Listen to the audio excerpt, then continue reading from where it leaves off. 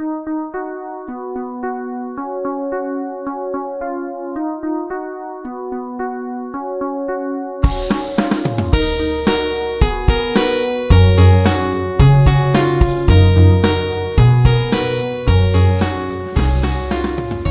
partie de ce quatrième cours, changement, multiplicité, causalité.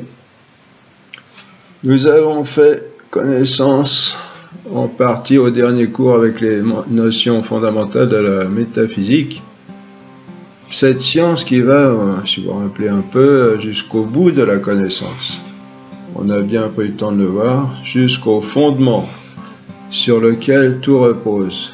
La métaphysique, et ça c'est le travail du philosophe. En fin de compte, le philosophe, au-delà de l'homme de la rue, au-delà des scientifiques même, il va se demander qu'est-ce que c'est, il va encore se poser la question pourquoi, qu'est-ce que c'est, pourquoi, jusqu'au bout s'il le peut.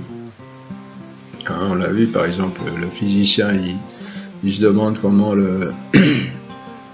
les corps se meuvent, comment ils interagissent entre eux, etc. Et le philosophe, il va se demander qu'est-ce que le corps, et qu'est-ce que l'interaction entre les divers corps, etc. Ça ne veut pas dire qu'il trouve réponse à tout, mais je veux dire, il va chercher les notions fondamentales, pas les notions secondaires.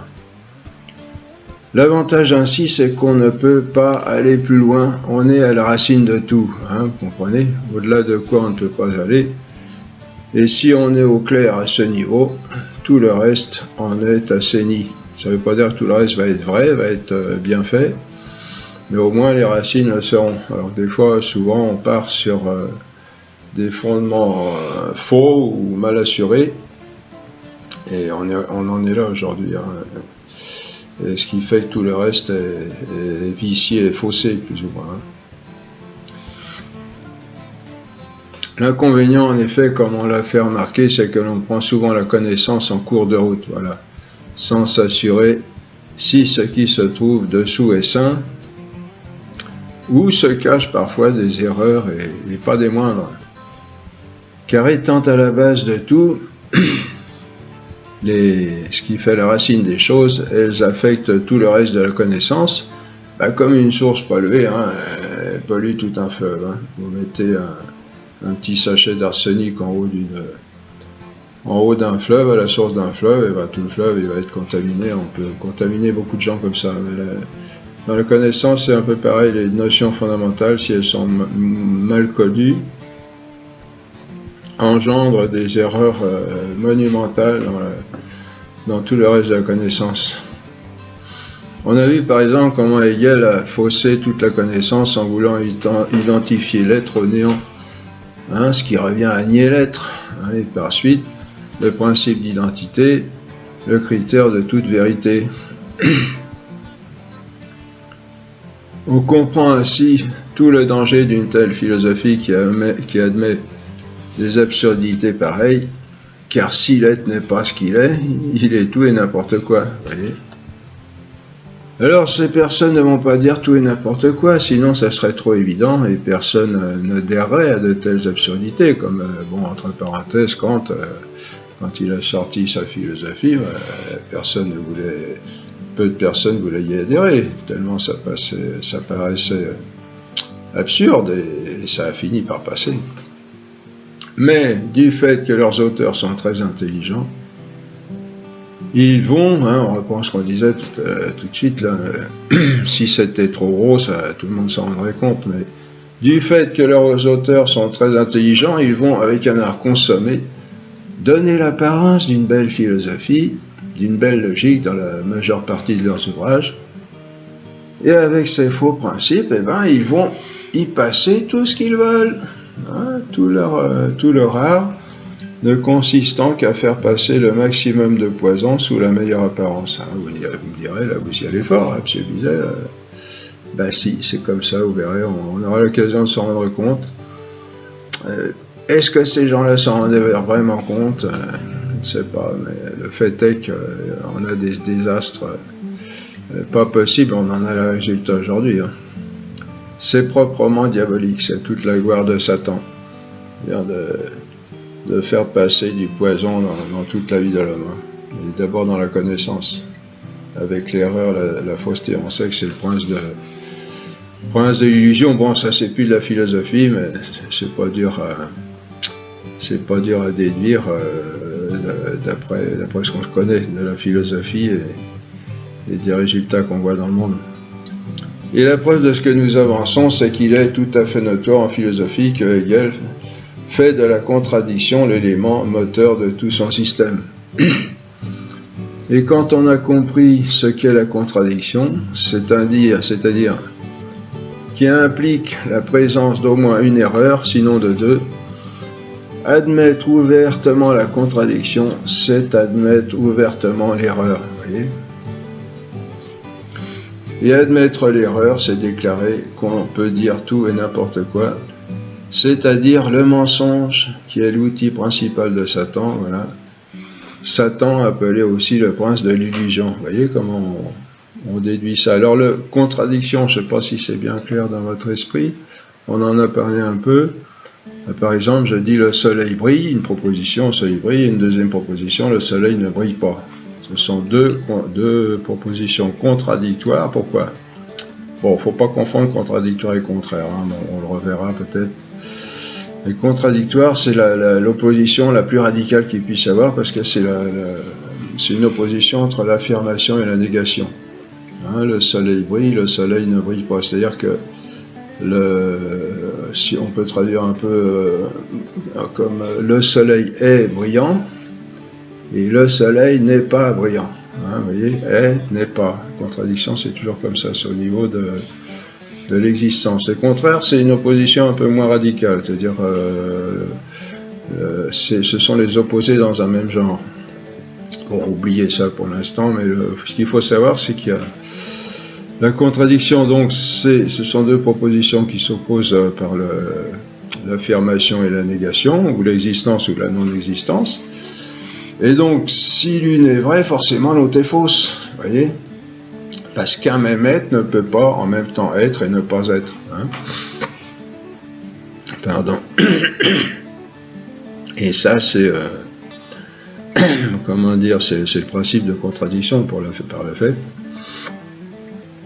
Un même être ne peut pas en même temps être et ne pas être. Donc, si on affirme les deux, si on affirme que les deux sont valables, hein, admettre la contradiction, c'est ça, hein, c'est admettre que les deux, l'affirmation et la négation, sont tout aussi valables, c'est admettre au moins une erreur. C'est-à-dire, si le soleil brille, dire qu'il ne brille pas, c'est une erreur, c'est faux.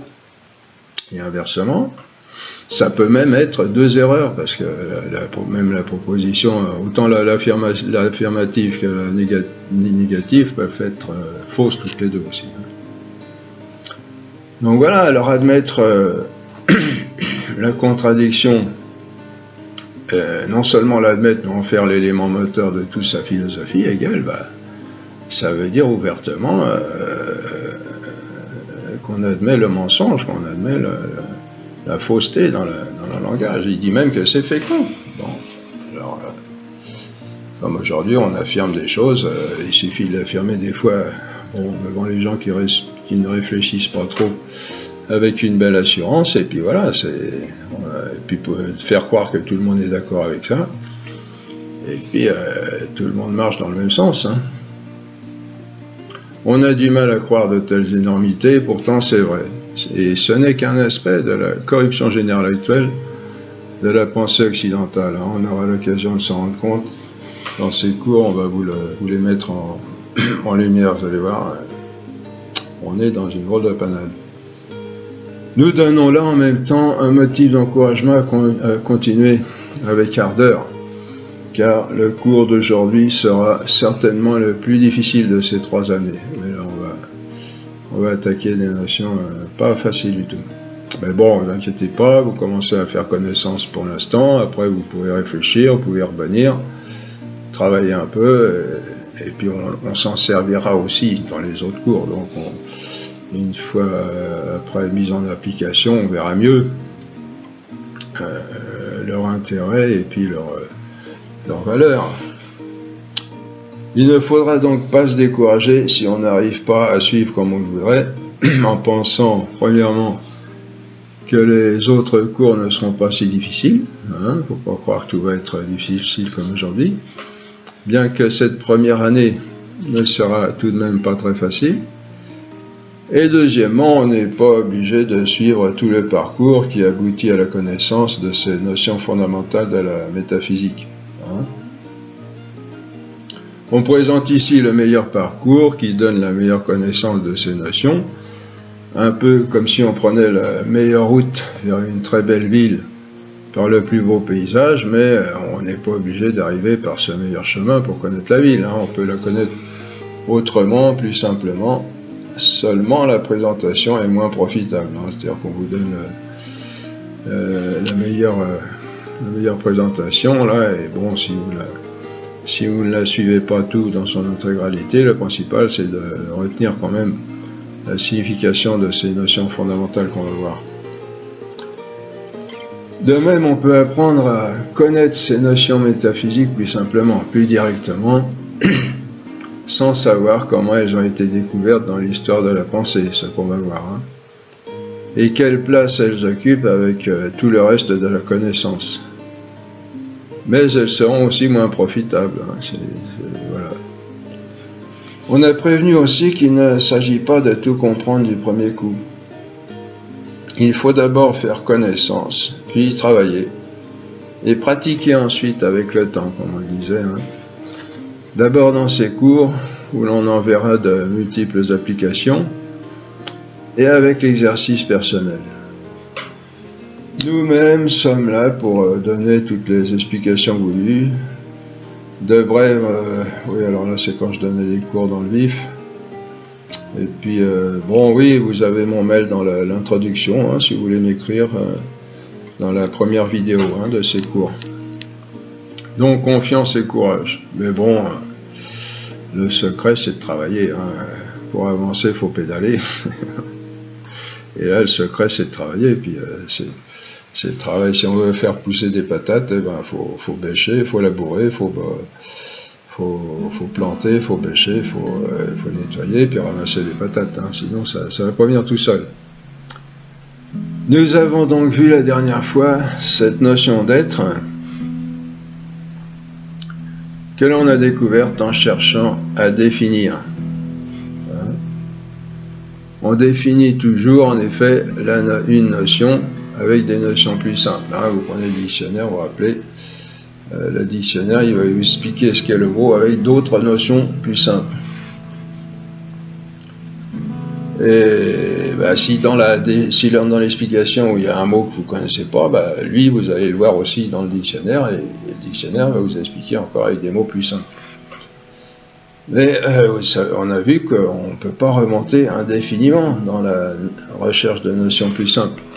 On est obligé d'arriver à une première notion. Bon, nous, dans notre expérience courante, il y a plusieurs notions qu'on connaît assez bien, mais strictement parlant, dans une analyse rigoureuse, on s'aperçoit qu'on est obligé d'arriver à une première notion, laquelle n'a pas de notion antérieure pour faire comprendre, mais en fait, elle n'en a pas besoin non plus, parce qu'elle est totalement évidente par elle-même.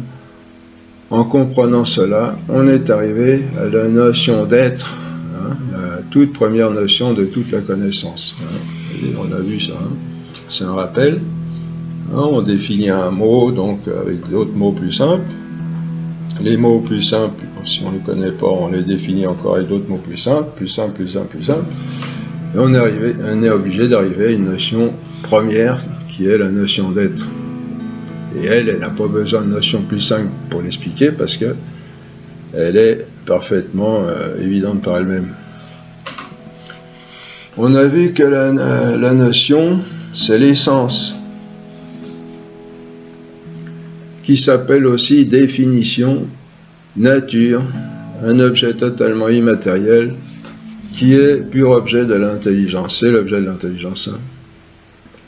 Alors, il y a des nuances à faire entre notion et essence. C'est pas tout à fait la même chose, dans ce sens qu'une essence, peut être entre guillemets composé de plusieurs notions. Mais bon, oubliez ça pour l'instant. Pour l'instant, on peut on peut aussi prendre notion et essence pour terme équivalent. On a vu que cette notion, l'essence, provient de la notion d'être.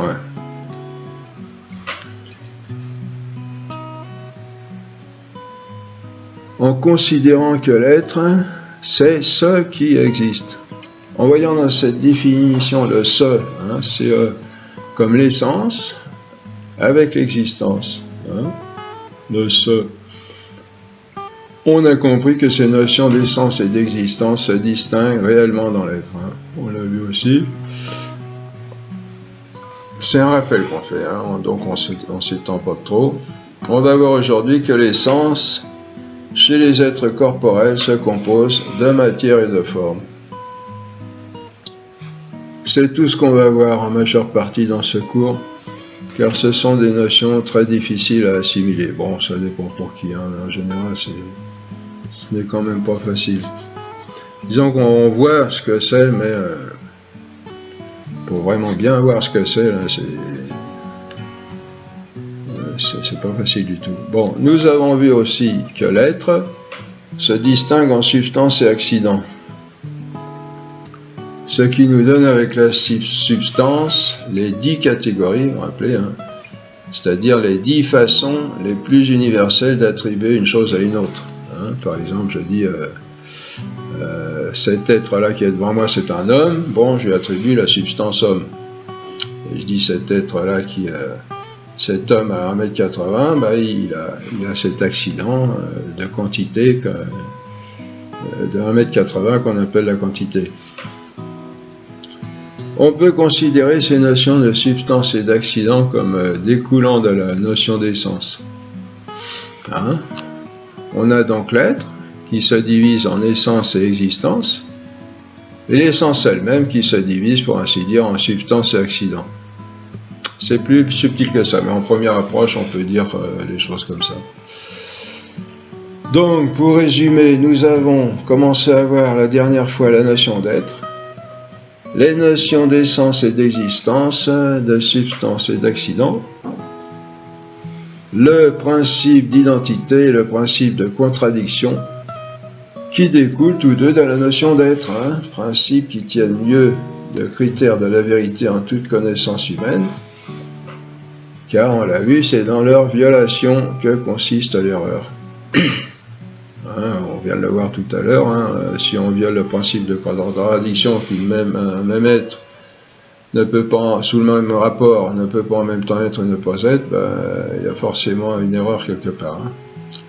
Le soleil brille, soit il brille pas, mais il ne peut pas en même temps briller et ne pas briller. Bon, vous avez aussi des gens qui vont discuter, ouais, mais il peut être brillant sans être vraiment brillant, avec un peu de brume, etc. Bon, ça, c'est la réalité en elle-même. C'est la réalité qui est le soleil brille peu. Et là, on peut trouver une contradiction aussi en disant le soleil brille peu parce qu'il y a de la brume, et on peut dire aussi le soleil brille beaucoup. Et là, c'est faux. On en fait une espèce de contradiction aussi. Là, quand on donne des règles comme ça, on dit sous le même rapport. Un même être ne peut pas en même temps être et ne pas être sous le même rapport. C'est-à-dire que sous le rapport d'un soleil très brillant et pas très brillant. Et si on ajoute des distinctions, il faut considérer la contradiction au niveau de l'indistinction. Bon, c'est tout un monde la logique. Là, on vous donne les règles générales. Le principe d'identité, évident par lui-même, tellement évident qu'on a du mal à croire à son statut de premier principe, n'est pas si évident qu'il en a l'air. Le principe d'identité, on ne l'a pas mis là. Le principe d'identité, vous vous rappelez, c'est l'être est. L'être est. Il n'est pas si évident qu'il en a l'air, il n'a même pas été du tout évident au début de la philosophie. comme on l'a déjà signalé, et comme on va prendre le temps de le voir maintenant. Voilà. C'est le soc qui a coupé, qui a scindé la philosophie en deux grands courants, qui existent encore aujourd'hui, ces deux grands courants, hein, conduisant chacun d'un côté et de l'autre de la voie droite à une impasse. Nous allons faire leur connaissance et montrer laquelle est la voie droite. Il faut remonter pour ça au VIe siècle avant Jésus-Christ. Waouh, ça fait loin ça. À Héraclite, un philosophe grec qui se posa l'éternelle question, qu'est-ce que c'est, hein? Et qui remarqua que tout est en continuel changement. Et c'est vrai, hein, quand on regarde bien, tout change continuellement, hein. Rien ne reste identique d'un instant à l'autre. Moi-même, par rapport à il y a 5 minutes, ma peau, par exemple, elle a poussé. Il paraît que la peau se renouvelle tous les mois, je crois, tous les mois, la peau est complètement renouvelée. C'est pour ça qu'on a des peaux qui partent comme ça de temps en temps. Les cheveux aussi. Tout change continuellement, rien ne reste strictement identique d'un instant à l'autre. L'arbre pousse, même si on ne le voit pas, d'instant en instant. De même, tous les vivants, avec les animaux et l'homme, renouvellent constamment leurs cellules. De même, les minéraux se dégradent peu à peu au long des siècles, ne serait-ce que par la lumière. D'où la réflexion d'Héraclite, tout change, tout s'écoule. Pantarei, en grec. Pantarei, tout s'écoule. On ne se baigne jamais deux fois dans le même fleuve. Hein. C'est sa parole célèbre, ça. On ne se baigne jamais deux fois dans le même fleuve pour dire que l'eau dans laquelle je me suis baigné hier, ou même il y a 5 minutes, n'est pas la même que celle dans laquelle je me baigne aujourd'hui, ou maintenant. Or, cela remet en cause le principe d'identité, qui dit que ce qui est. Car si tout change, ce qui est à cet instant ne le sera plus au suivant, hein, suivez bien là, parce que... Et donc, on ne peut pas dire ce qui est. Héraclite en conclura qu'il n'y a pas d'être. Il n'y a que du changement, puisque tout change continuellement. L'être n'est pas, c'est sa déduction. Alors un autre philosophe, Parménide, un peu plus tard, réagira à cette affirmation et dira « Mais ce n'est pas possible, l'être existe. Chacun peut le constater avec la plus grande évidence. Et d'abord, en soi-même. C'est un fait d'expérience incontestable. Et s'il n'y avait pas d'être, il n'y aurait même pas de changement. Hein? S'il n'y a pas d'être, pour qu'il y ait un changement, il faut qu'il y ait un être qui change. Et donc il faut affirmer sans ambiguïté que l'être est, c'est Parménide. Hein. Et Parménide poursuit sa considération. Vous voyez, les deux affirmations se tiennent. Hein. Alors, Parménide continue. Or, si l'être est, il ne peut pas changer. Car s'il change, et suivez bien, hein, s'il change, il faut qu'il ne soit pas ce qu'il va devenir. Hein, avant d'être ce qu'il va devenir, il ne l'est pas. Sinon, il le serait déjà. Et si l'être n'est pas ce qu'il doit devenir, c'est qu'il n'est pas. Or, on a affirmé sans conteste que l'être est. Donc, il ne peut pas ne pas être. Et donc, le changement est impossible. Vous voyez, strictement parlant, strictement rationnellement. Le changement est impossible parce que pour changer, il faut ne pas être ce qu'on va devenir. Hein, c'est logique. Il faut ne pas être ce qu'on va devenir. Parménide en viendra à affirmer que le changement est illusion. Et voilà. Et de même, tout ce qui constitue notre environnement. L'être est, on ne peut pas le nier, sinon je ne serais pas là pour le dire. Et tout changement n'est qu'apparence, illusion.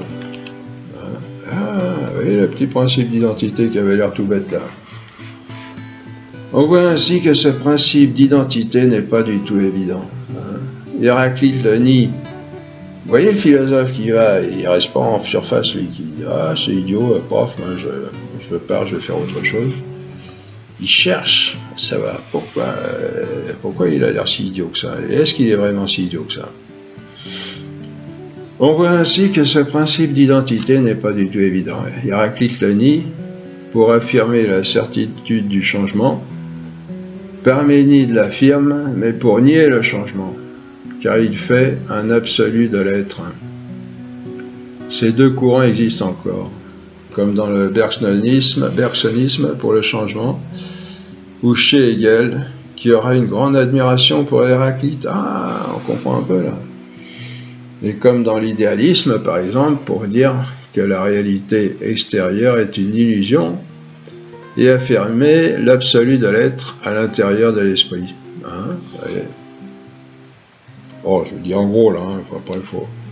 Des spécialistes me diraient non, c'est pas exactement ça. Bon, on va pas faire un cours en 1 heure ou 2, ce qu'il faudrait expliquer. Bon, mais on a quand même le plus gros là, on a l'essentiel. Comme en toute affirmation philosophique, il y a souvent une part de vérité. Mais on n'a pas été assez loin, l'erreur se cache, et c'est pourquoi on n'arrive pas à accorder différentes vues sur un même sujet. Héraclite a vu de vrai qu'il y a du changement. Il faut reprendre ce qu'il y a de vrai dans chaque. Il ne s'agit pas de faire du syncrétisme, je ne sais plus comment on appelle ça, l'éclectisme. Il s'agit de trouver ce qu'il y a de vrai et d'écarter ce qu'il y a de faux. Et la vérité s'accorde toujours avec elle-même parce que la vérité c'est la réalité. Et la réalité, on l'a vu, elle ne peut pas être contraire à elle-même. Contradictoire. Héraclite a vu de vrai qu'il y a du changement. C'est incontestable, il n'y a rien de plus évident. Parménide a vu de vrai que l'être existe, sinon on ne connaîtrait rien, et nous-mêmes ne serions pas. Et il est vrai aussi que si l'être change tout le temps, on ne voit pas comment il pourrait être identique à lui-même, ce qu'affirme le principe d'identité quand il dit que l'être est ce qu'il est. Car si l'être n'est pas le même d'un instant à l'autre, on ne voit pas comment il pourrait être ce qu'il est. Et si l'être est identique à lui-même, on ne voit pas comment il pourrait changer. Or, si on regarde bien, ces deux hommes ne sont pas logiques avec eux-mêmes. Car en partant de leurs principes, ils ne peuvent pas aboutir à leur conclusion. Vous allez voir. En effet, avec Héraclite, si le principe d'identité n'est pas possible, alors il n'y a pas même de changement, car d'une part, s'il n'y a pas d'être, il n'y a pas même de changement, car le changement est un certain être, c'est une certaine détermination. Ah oui.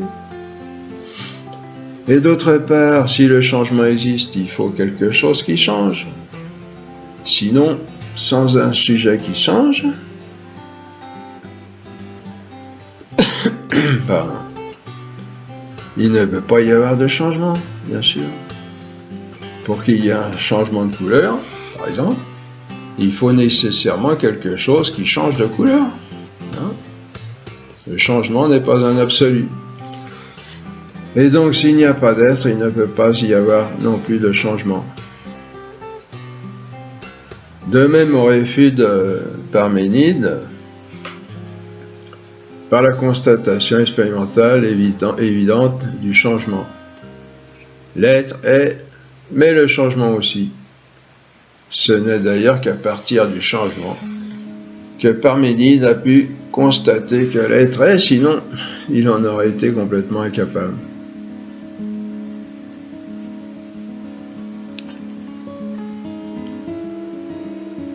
Donc l'être est, et le changement aussi.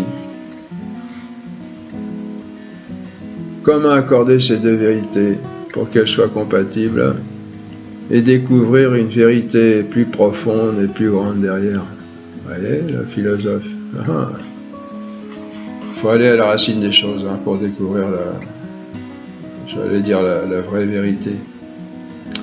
C'est le grand Aristote au IVe siècle qui trouvera la solution avec ces notions d'être en acte et d'être en puissance. Ah, qu'est-ce que c'est que ça?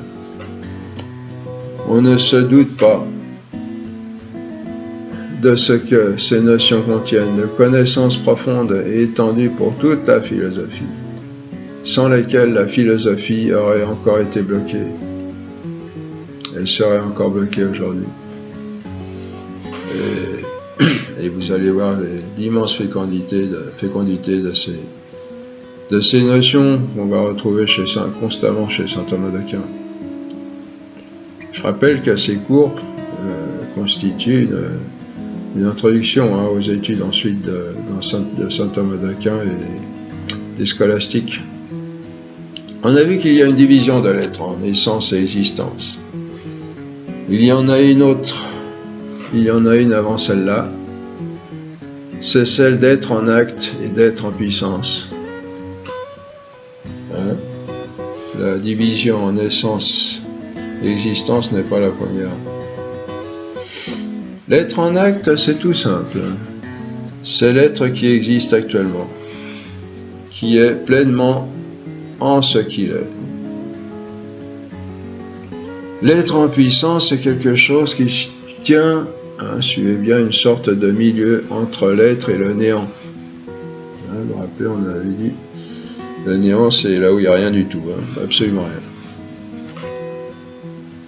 Ce n'est pas vraiment de l'être, cet être en puissance, en ce que ça n'existe pas vraiment encore, mais ce n'est pas non plus du néant, ce n'est pas rien, en ce que ça existe d'une certaine façon, c'est-à-dire en possibilité. L'être en puissance, c'est tout simplement l'être possible. Bon, c'est pour expliquer, mais il faut garder le terme puissance quand même. Considérons un gland de chêne, par exemple. Il est être en acte, il est être en acte en ce qu'il est gland, mais il existe en lui un magnifique chêne en puissance, c'est-à-dire en possibilité, si ce gland tombe en terre et rencontre les conditions favorables pour devenir ce beau grand chêne. Et on voit en cet exemple que cette possibilité, cette puissance de l'être n'est pas un vain mot. On pourrait dire une possibilité, tout ça c'est du vent. Ben non. Le gland a réellement cette possibilité de devenir un chêne. Que n'a pas le noyau de cerise ou le grain de blé? Vous voyez, c'est quelque chose de précis. Non seulement c'est quelque chose, mais c'est quelque chose de précis. Je rappelle, c'est la philosophie qu'on préconise là, c'est la philosophie qu'on appelle réaliste, c'est-à-dire qui s'appuie sur la réalité. Ce ne sont pas des idées qu'on invente, elle ne tire toute sa valeur, toute sa dénomination de réaliste que parce qu'elle est constamment en recherche du réel. La puissance est quelque chose de réel dans l'être, et c'est pourquoi on peut la compter comme une sorte d'être, mais vous comprenez, ce n'est pas vraiment de l'être, en ce que l'être dont cette puissance est puissance n'est pas encore réalisé. C'est pourquoi on dit que l'être en puissance tient une sorte de milieu entre l'être et le néant. On appelle ça aussi le non-être, le néant. Elle est être, cette puissance, en ce qu'elle est une réelle possibilité, que certains êtres ont et d'autres pas, mais elle n'est pas vraiment de l'être, en ce qu'elle n'est pas en acte, pas pleinement réalisée, mais seulement en possibilité. Possibilité cependant tout à fait réelle. Bon, on a aussi entre parenthèses, on a un réflexe de vouloir appliquer les choses, de ce qu'on apprend, de vouloir l'appliquer pour mieux se rendre compte. Ne vous pressez pas, prenez les définitions comme elles sont là, toutes simples, toutes crues, si on peut dire, toutes comme elles sont là. Ne cherchez pas à faire d'application pour l'instant, suivez seulement l'explication de ces notions. Découvrez ce qu'elles sont en elles-mêmes d'abord. Et je rappelle aussi que la métaphysique, c'est une science, c'est la science la plus abstraite, mais pas dans le sens où on l'entend souvent aujourd'hui, abstraite dans le sens où il n'y a plus de sensible. On perd un peu les pieds, on perd un peu les pédales, comme on dit. Il faut, parce qu'on est constamment, pour comprendre, on met constamment des images. Et là, il faut en première, après, on fera des applications après, pour comprendre les choses, sinon ça ne servirait pas à grand chose. Mais au départ, pour rentrer dans ce qu'elles sont en elles-mêmes, il faut laisser tomber toutes les images, toutes les applications, si vous comprenez qu'elles sont à la racine de toutes les connaissances.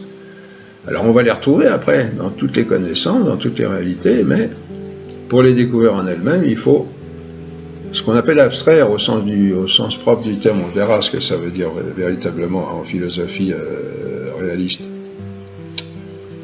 Voilà, et c'est cette magnifique découverte et toute simple en même temps qui va permettre à la philosophie non seulement d'avancer dans la pleine vérité, mais encore de découvrir d'autres vérités extrêmement importantes pour elle et pour tout le genre humain.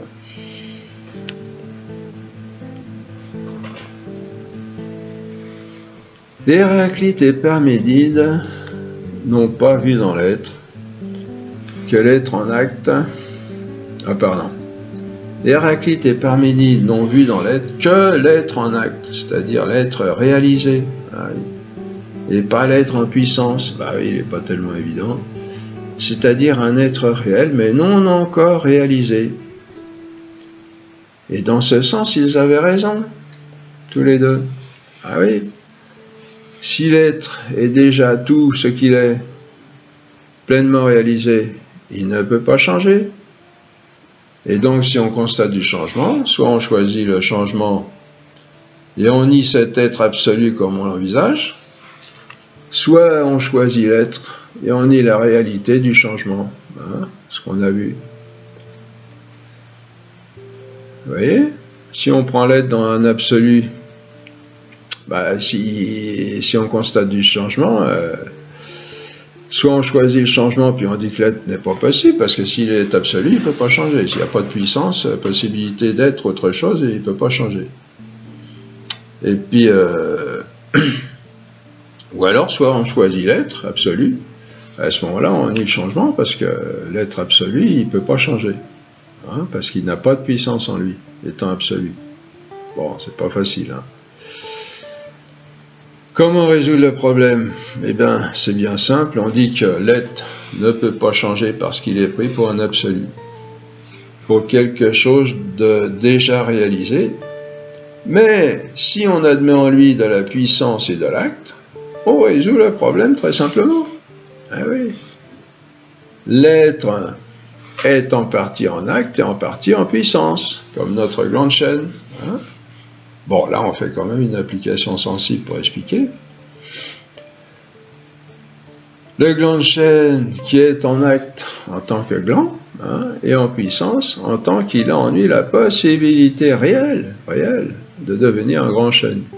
C'est extraordinaire d'ailleurs, entre parenthèses, quand on y réfléchit, tout le grand chêne, il est dans ce petit machin-là. Et donc, avec cette solution, le principe d'identité est sauvegardé. Et le changement est possible, vous voyez, toute l'astuce. Car tout ça pour accorder notre constatation de la réalité. Expliquer, trouver la raison, le pourquoi, le comment, le qu'est-ce que c'est. Le changement est possible car l'être est toujours ce qu'il est, soit en acte, soit en puissance, et il peut changer en devenant en acte ce qu'il est en puissance. Ça, c'est super génial. Par exemple, un homme, à sa naissance, est homme en acte et savant en puissance. Et il deviendra savant en acte, tout en demeurant ce qu'il est en acte, homme. Ainsi se résout simplement ce problème insoluble autrement, devant lequel, sans cela, la philosophie était bloquée pour longtemps. ces notions de puissance et d'acte sont extrêmement importantes en philosophie, comme on le disait. C'est le résultat de la toute première division de l'être, être en acte et être en puissance. On va voir quels aspects de ce qu'on peut, quelques aspects de ce qu'on peut découvrir d'important avec ces simples notions. On rappelle notre avertissement du début, ne pas voir autre chose dans ces notions que ce qu'elles ont de simple signification. Comme on le disait, être en acte, être actuellement réalisé, être en puissance, être non actuellement réalisé, mais simple possibilité, seulement possibilité réelle qui tient une sorte de milieu entre l'être et le néant. C'est-à-dire qu'à chaque fois qu'on va les voir dans un contexte donné, il faudra avoir à l'esprit cette définition. On va la coller. Bon, c'est partout pareil, remarquez. Quand on apprend à lire, à écrire, il faut mettre la compréhension du mot, coller au mot, de sorte que chaque fois qu'on voit le mot, paf, automatiquement vient dans notre intelligence la définition. C'est pourquoi d'ailleurs on a eu tant de mal à découvrir cette notion de puissance, parce qu'elle s'apparente d'une certaine façon au néant. Mais elle n'est pas néant, elle est de l'être imparfait, certes, inachevé, mais de l'être quand même. Ces notions d'acte et de puissance sont extrêmement fécondes pour la philosophie. Nous venons de les voir régler le problème épineux du changement. Nous allons les voir maintenant régler le problème non moins épineux de la multiplicité. On n'a pas réfléchi à ça peut-être. Pourquoi il y a une multiplicité d'êtres? En fait, ce problème de la multiplicité rejoint celui du changement, qui n'est jamais qu'une multiplicité dans le temps. Le changement, c'est une sorte de multiplication de l'être dans le temps.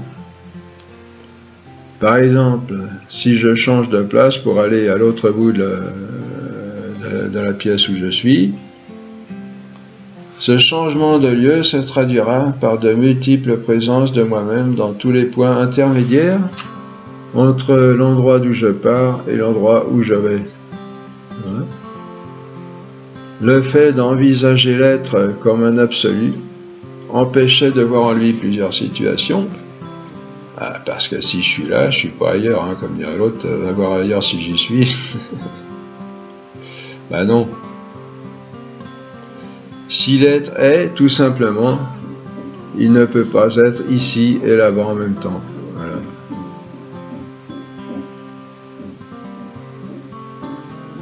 Alors qu'avec la puissance, ça devient possible. Avec les notions de puissance et d'acte, on comprend que je suis ici en acte et là-bas en puissance. Et qu'ensuite, je suis là-bas en acte et ici en puissance. Vous voyez, en fin de compte, c'est pas si dur que ça.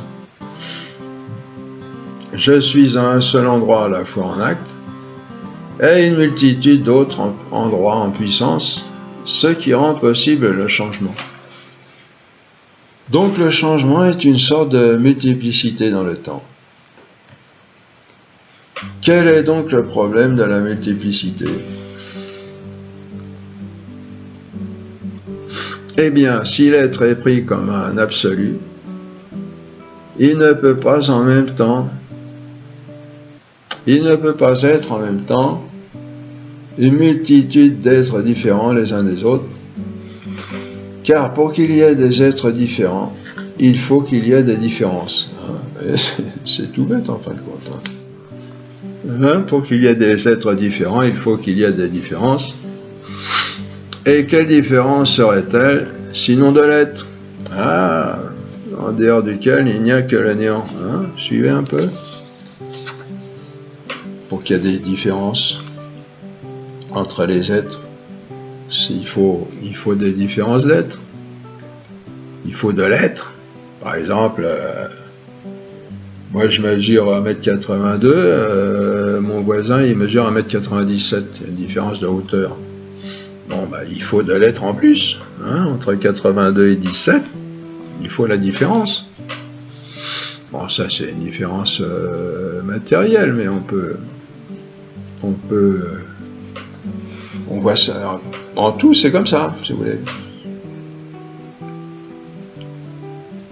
Donc oui, pour qu'il y ait des êtres différents, il faut des différences. Et quelle différence serait-elle sinon de l'être, hein? Parce qu'en dehors de l'être, c'est le néant, le rien du tout. Hein, vous voyez ce que je veux dire? Si deux êtres ne sont pas différents, ils sont exactement les mêmes. Hein? Pour qu'ils soient différents. Donc il n'y a pas d'être, du point de vue de l'être, c'est la même chose. Bon, c'est plus compliqué que ça ce que je dis là, mais pour faire comprendre un peu, pour qu'il y ait une différence entre deux êtres, il faut des différences d'êtres, il faut des êtres différents, donc il faut d'autres, hein, il faut de l'être. Or, dans cette considération de l'être comme un absolu, je ne peux pas ajouter de l'être à l'être pour faire des différences. Car s'il n'y a que l'être absolu, je n'en ai pas d'autre à lui ajouter, puisque en dehors de lui, il n'y a que le néant. Vous voyez, c'est ça l'être absolu, il y a tout en lui. Il n'y a pas d'autre... Il n'y a pas de multiplicité possible. Je ne peux donc lui ajouter ni de l'être, car il l'est déjà, ni du néant, car on ne fera rien, ça ne fera rien de plus. Hein. Néant plus néant, 0 plus 0 égale multiplicité de 0 égale 0. Hein. Eh bien, cette diversité va s'expliquer encore avec les notions de puissance et d'acte. Ah, comment ça?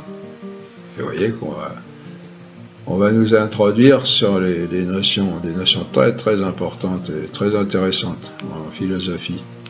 Vous voyez, ça c'est la présentation. Bon, on n'est pas obligé de suivre la présentation, mais elle est très intéressante pour voir comment on est arrivé à découvrir ces notions, justement. Évidemment, si l'être est pris comme un absolu, seulement en acte, il ne peut pas se diversifier, car on ne pourrait rien lui ajouter que de l'être, ce qui n'est pas possible puisqu'il l'est déjà. Hein? Mais ça devient possible si on admet qu'il peut y avoir de l'être en puissance et de l'être en acte. Et cette fois-ci, non au niveau des substances, comme tout à l'heure à propos du changement, substance qui était en puissance à ce qu'elle devait devenir en acte, mais au niveau de l'être absolu. Oh là, alors là, suivez bien, ça va pas être facile. Ce qu'avait vu Parménide avec cet être absolu, c'était Dieu en fait. L'être absolu, infini et parfait, on le verra. Hein? L'être entièrement en acte, qui est tout l'être, auquel il ne manque rien. Vous voyez? C'est ça l'être absolu. Et évidemment, à cet être absolu, on ne peut rien ajouter pour le diversifier. Pardon. À cet être absolu, hein, on ne peut rien ajouter pour le diversifier, aucun être. On peut y ajouter aucun être, puisqu'il y a déjà tout. Hein? On ne peut pas y rajouter autre chose pour le rendre différent. Mais on peut comprendre la diversité en envisageant l'être, non comme un absolu, en acte, mais comme relatif, comme en puissance, en envisageant, suivez bien, l'être, non en ce qu'il est, mais en ce qu'il peut être. Et c'est ça la puissance, hein. Ce qu'elle est peut être. C'est tout simple et c'est pas facile du tout, hein, vous voyez. La puissance, c'est ce que l'être peut être. Et à partir de là, l'être n'est plus pris comme un absolu,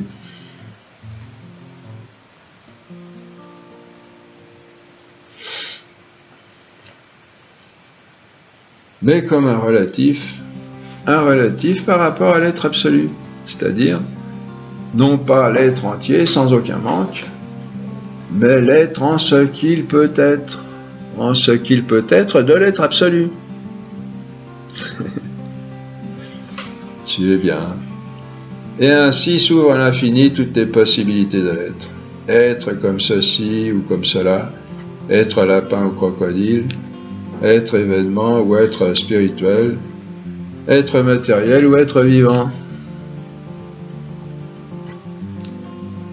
On comprend ainsi que cet être relatif est une sorte de limitation de l'être absolu. Un certain aspect de cet être absolu qui est tout, et c'est ainsi qu'il y est relatif. Un certain aspect de cet être absolu. C'est ainsi qu'il y est relatif en ce qu'il en exprime un de ses multiples aspects. Bon, vous voyez, c'est tout simple en fin de compte. Vous allez voir, mais vous allez me dire, mais pourquoi tout ça? Vous allez voir. Patience. Je vous dis, ça nous introduit à des notions extrêmement importantes de la philosophie et de toute la connaissance humaine. Toute la diversité, je ne sais pas si j'ai pas oublié quelque chose.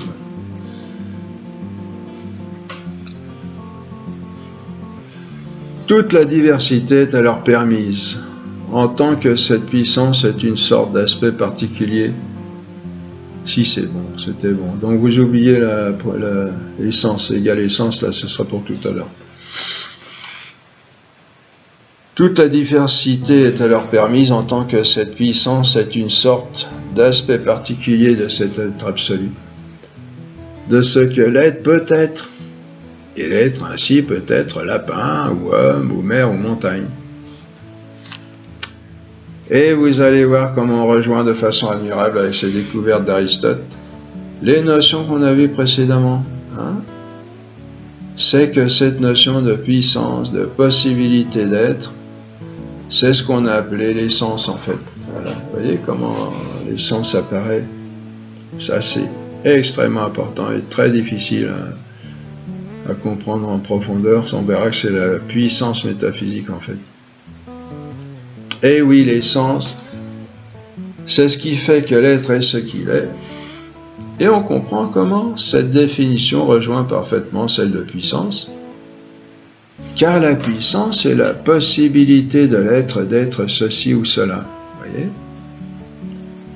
Et l'essence est ce qui fait que chaque être est ceci ou cela. Un lapin, ou rose, ou montagne. L'essence est puissance par rapport à l'être absolu. Elle est une certaine possibilité de cet être absolu. Et quand on sait que le pendant de l'essence pour former l'être est l'existence, on comprend ainsi comment l'existence est acte. On comprend ainsi comment l'existence est acte. L'essence est la possibilité de l'être à être ceci ou cela, lapin ou éléphant, et l'existence fait effectivement que l'essence du lapin ou de l'éléphant devienne lapin ou éléphant en acte. Vous voyez ? On voit ainsi comment tout être est essence et existence en même temps. Voilà. En étant puissance de l'être et acte de l'être. Car l'essence, c'est ce qui limite d'une certaine manière à être ceci ou cela. Et l'existence amène à l'acte cette essence pour que l'être soit ceci ou cela. Oh là là, ça c'est pas facile. Bon, vous pouvez réfléchir par vous-même. Tenez bon, on va y arriver. Bon, je recommence pas. Vous le travaillerez. On continue parce qu'il y a d'autres choses à voir. On comprend ainsi encore comment Dieu, étant l'être absolu, est acte pur, on verra ça, c'est-à-dire sans aucune puissance. Et comment, étant acte pur, il est existence pure sans essence. Comment ça ? En effet, l'essence, comme on vient de le voir, est ce qui limite l'être à être ceci ou cela. Rappelez ? À être lapin ou éléphant, pour donner avec l'existence un être effectif. Mais si l'être est pris dans son absolu, sans limitation d'essence à être ceci ou cela en particulier, il n'a pas à être essence, puisqu'il n'est pas limité. Il n'a que l'existence, une existence pure, infinie, sans limite de perfection. Et, on commence à découvrir Dieu là. Et comme